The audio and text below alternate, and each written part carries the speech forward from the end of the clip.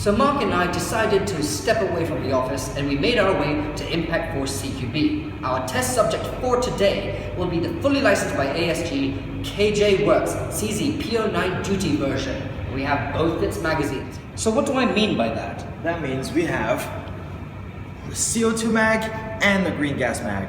We're gonna try both of these magazines in this pistol and we're gonna find out which is the more reliable and better platform.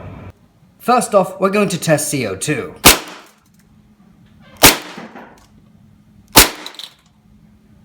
Now for green gas.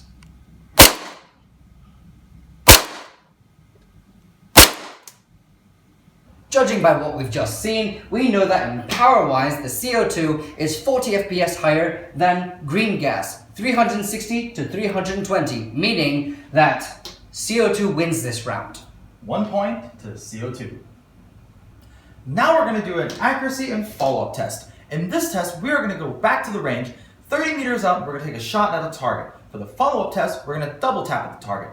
So let's see what happened. First test, can we hit a blue metal target from 30 meters away with ease?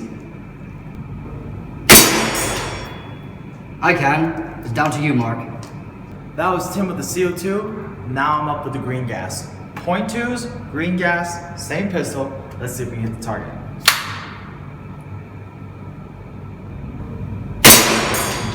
One shot. Mark and I are very much used to hitting targets from 30 meters away, so what we're going to do now is a double tap test. A little harder.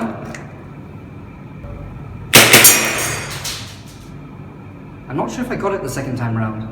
So that was Tim with the CO2. Now I'm going to go at it with the green gas. That was a little bit more recoil in the beginning. Now, with a little bit less recoil, let's see if I can hit both shots on target.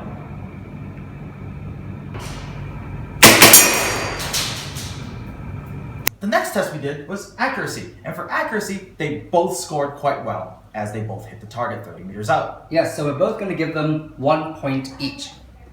So for the follow-up test, it was a double tap, and for myself, I hit the first time but missed the second. As for Mark, he missed the first time but hit the second. There could be many variables. What do you think? I think one of the things that might have caused Tim's first shot or initial shot to miss was recoil, and what caused my second shot to hit could have been recoil as well. So what we did is we took a slow motion shot of me shooting both guns. You can see it here.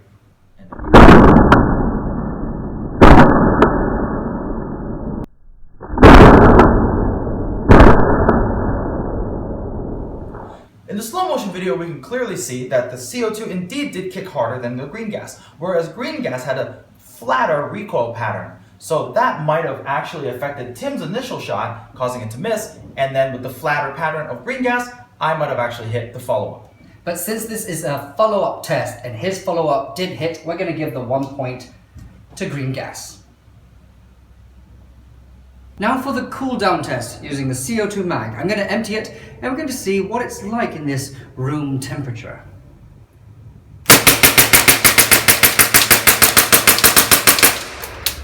Emptied the entire mag.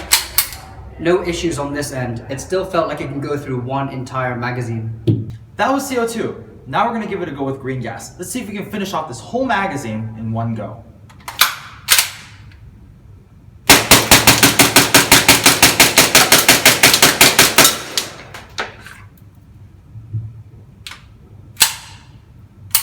That was a pretty big cloud of smoke, but it did the job.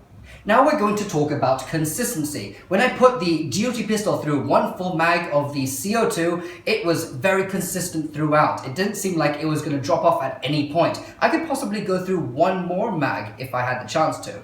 For green gas, however, it did shoot through the mag. However, towards the end, I clearly felt that the power was starting to drop, as well as some of the bullets not really flying out of the muzzle with the much power that's supposed to have. Exactly. So for the consistency test, CO2 wins this one. So the clear winner in this case is CO2. Now the good thing about the PO9 duty is that you can use both CO2 and green gas, and there are many variants out there like it. If you need extra range, swap out to CO2. If you need to get back into CQB, green gas got you covered. If you haven't seen the review for the PO9 yet, I suggest you click on this pistol. And we hope you really enjoyed this episode of RedWolf Labs. We look forward to seeing you in the next.